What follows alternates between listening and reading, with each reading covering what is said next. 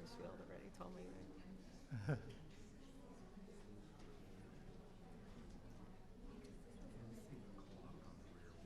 Yes, we're at right at 11 o'clock. Do you want us to? Okay, I'm ready. There's a glare there for some reason. Yeah, I think it's because of the lights. I don't think Yeah. there's anything.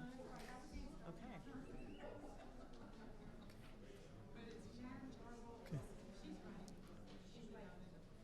Good morning. Welcome. Bienvenidos. Today we are very fortunate to have a very special guest with us, Miriam Pawel. However, I would like to introduce myself first so you know who to complain to later.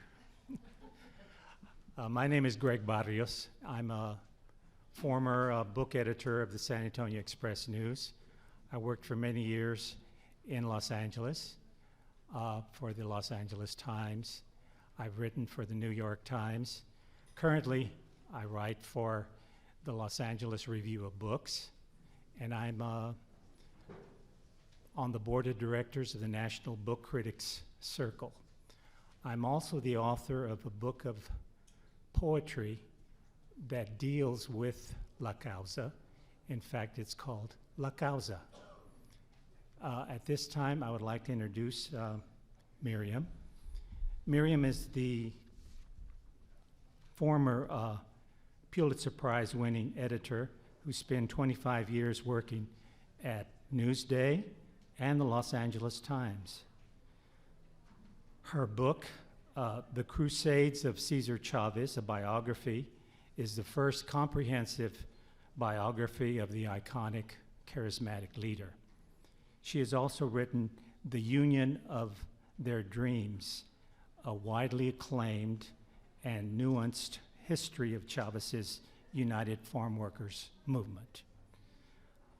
She recently received a National Endowment for the Humanities Fellowship to support her work on the Chavez biography. Please welcome Miriam Pawel. Thank you. Thanks, Greg. Hi, Miriam. Hi, Greg. Thanks. Can you hear me? Yeah, okay. There I'm on.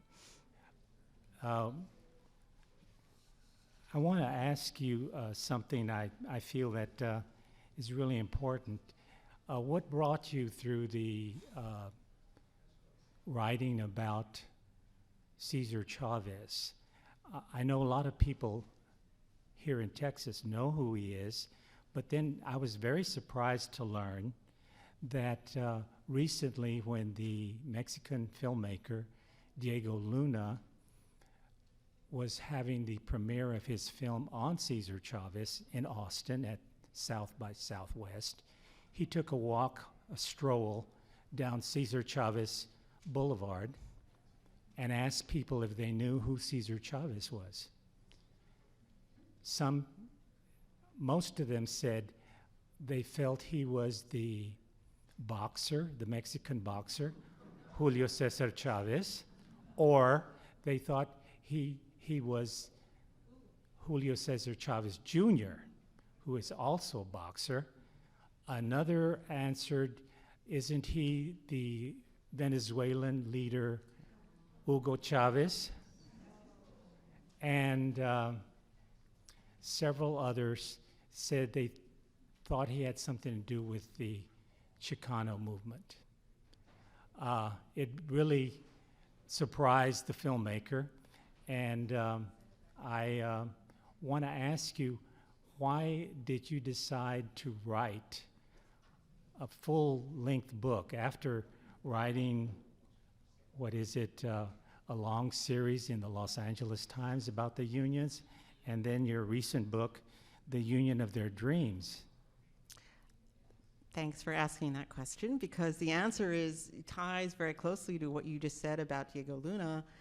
The fact is that there was no biography, and that's really why I wrote it, because you all are here today presumably because you have heard of Cesar Chavez and know something about him, but he's virtually unknown these days. And when you get outside of California in the Southwest, people really have no idea who he was. I mean, I was in the Salinas Valley recently, which is, people may know, is, was one of the hearts of, still is a heart of the agricultural industry.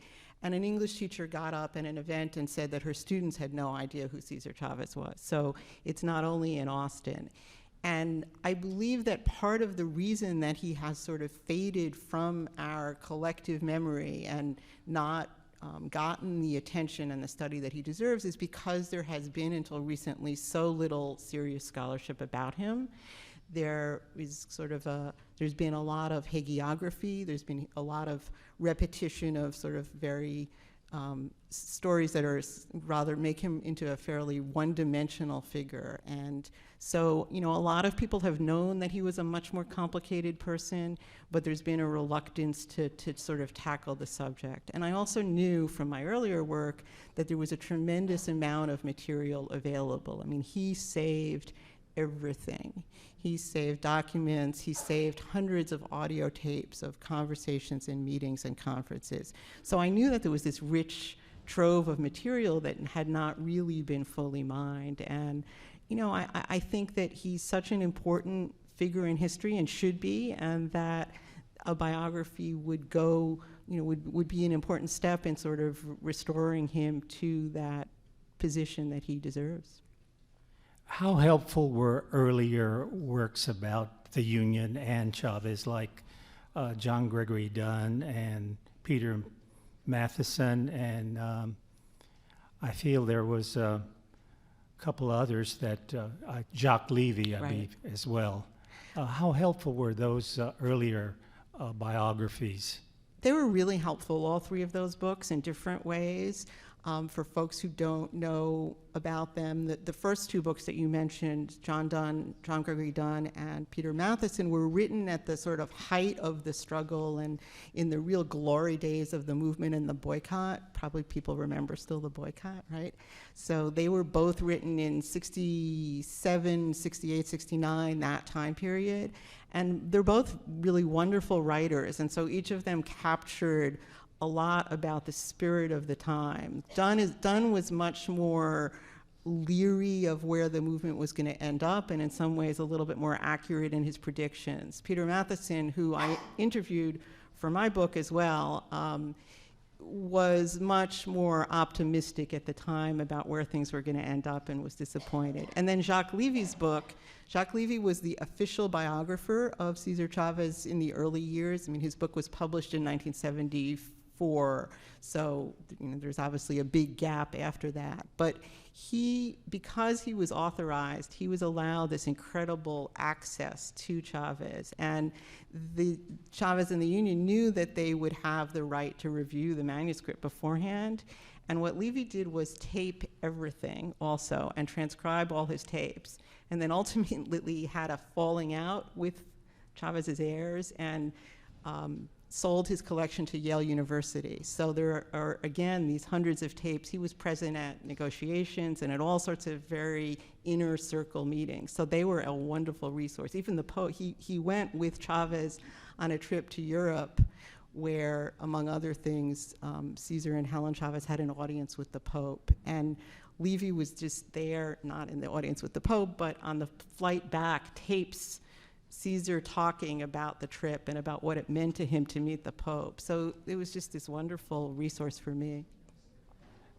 Do you repeat any of those stories for us recent readers of Chavez? Absolutely. They're all, I do repeat the stories, and then I try to separate out the facts and the way the stories have sort of gotten embellished over the years, some of them, in really interesting and I think important ways. Chavez created to some degree his own mythology, and he did that because he was a great organizer, and he did it sort of to help with the cause.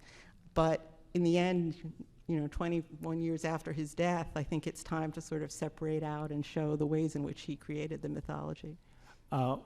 I understand that you did not have access to most of the family, or I believe Dolores Huerta as well. Right. Could you tell us the reasons that they felt perhaps they didn't want to cooperate with another book?